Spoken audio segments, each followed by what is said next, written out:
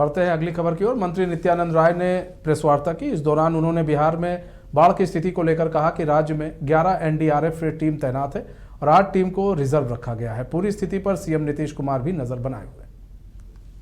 योजना के डीपीआर तैयार कर लिए गए हैं, नेपाली पक्ष के साथ साझा किया गया है और उस पर वार्ता चल रही है कि किस प्रकार से हम आगे प्रगति करें जिससे नेपाल को भी फ़ायदा पहुँचे और बिहार को भी फ़ायदा पहुँचे।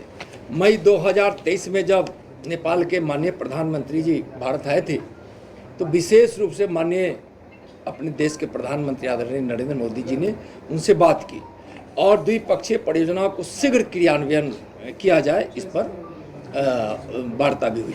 25वां बहुउद्देशीय परियोजना के डीपीआर पर चर्चा हेतु विदेश विशेषज्ञों की टीम अक्टूबर 2023 में काठमांडू में बैठी थी और जल्द ही कुछ अच्छे परिणाम पर पहुंचेंगे। सप्तकोशी उच्च बांध अपना बहुत महत्वपूर्ण बांध है जिसके विषय में बार बार चर्चा होती है। सप्तकोशी उच्च बांध बहुउद्देशीय परियोजना और सुनकोशी स्टोरेज एवं डायवर्जन स्कीम जो कमला परियोजना सहित की डीपीआर भी उसकी भी तैयार कर ली गई और उस पर समझौता की भी सहमति बन गई। प्रधानमंत्री जी के निर्देश पर जल संसाधन पर संयुक्त समिति लगातार बैठती रहती है और एक बहुत बड़ी बात है बिहार की इन आपदाओं से निपटा जाए।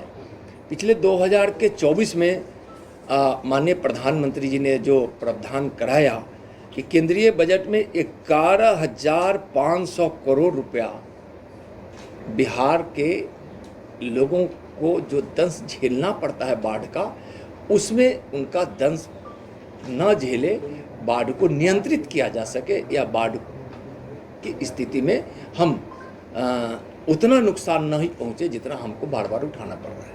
तो इस तरह से बाढ़ नियंत्रण के लिए 11,500 करोड़ रुपए देना जो पहली बार हुआ है और मुझको विश्वास है कि प्रधानमंत्री जी जितना आपदा को लेकर और बिहार के बाढ़ को लेकर चिंतित रहते हैं।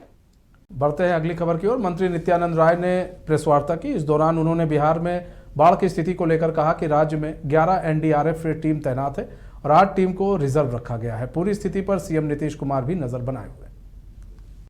योजना के डीपीआर तैयार कर लिए गए हैं, नेपाली पक्ष के साथ साझा किया गया है और उस पर वार्ता चल रही है कि किस प्रकार से हम आगे प्रगति करें जिससे नेपाल को भी फ़ायदा पहुँचे और बिहार को भी फ़ायदा पहुँचे।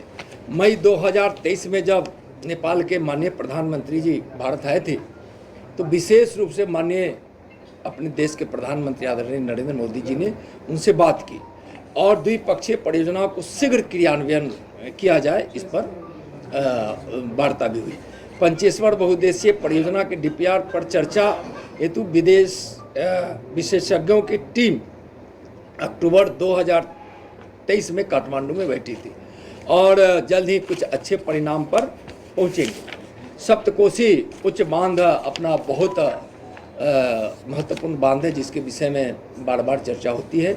सप्तकोशी उच्च बांध बहुउद्देशीय परियोजना और सुनकोशी स्टोरेज एवं डायवर्जन स्कीम जो कमला परियोजना सहित की डीपीआर भी उसकी भी तैयार कर ली गई और उस पर समझौता की भी सहमति बन गई। प्रधानमंत्री जी के निर्देश पर जल संसाधन पर संयुक्त समिति लगातार बैठती रहती है और एक बहुत बड़ी बात है बिहार की इन आपदाओं से निपटा जाए। पिछले 2024 में माननीय प्रधानमंत्री जी ने जो प्रावधान कराया कि केंद्रीय बजट में 11,500 करोड़ रुपया बिहार के लोगों को जो दंश झेलना पड़ता है बाढ़ का, उसमें उनका दंश न झेले, बाढ़ को नियंत्रित किया जा सके या बाढ़ की स्थिति में हम उतना नुकसान नहीं पहुंचे जितना हमको बार बार उठाना पड़ रहा है। तो इस तरह से बाढ़ नियंत्रण के लिए 11,500 करोड़ रुपए देना जो पहली बार हुआ है और मुझको विश्वास है कि प्रधानमंत्री जी जितना आपदा को लेकर और बिहार के बाढ़ को लेकर चिंतित रहते हैं।